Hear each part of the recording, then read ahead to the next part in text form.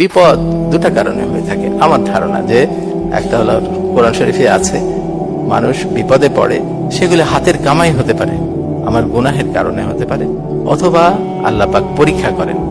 আমি অনেক চিন্তা করে দেখলাম, আচ্ছা যদি আমার গুনাহের কারণে হয় তাহলে আমি আন্তরিকতার সাথে আমার গুনাহের গুলি বের করা, আমার কি ভুল হয়েছে ত্রুটি হয়েছে সেগুলা বের করা এবং সেটা থেকে তওবা করা, ফিরে আসা, এটা।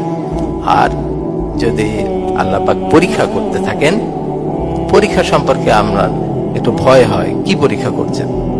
মনে রাখবেন, ধরেন একটা বাবা মা আপনাকে সাঁতার শেখাচ্ছেন, অথবা বাবা আপনাকে সাঁতার শেখাতে নিয়ে গেছেন, পরীক্ষা করছেন সে সাঁতার পারে কিনা। সব সময় নিচে একটা হাত রেখে তারপরে দেখে যে বাচ্চাটা সাঁতার করতে পারে কিনা, সে ডুবে যাবে কিনা। কাজেই যে কোনো বিপদে ভয় না পাওয়া উচিত। আল্লাহ পাক আপনাকে পরীক্ষা করবেন, আপনাকে ধ্বংস করে দিয়ে কখনোই পরীক্ষা করবেন না, নিচে হাত রেখেই পরীক্ষা করবেন।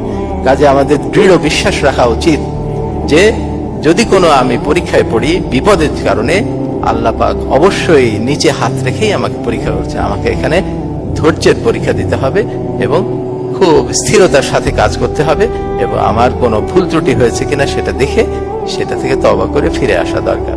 অনেক সময় মানুষকে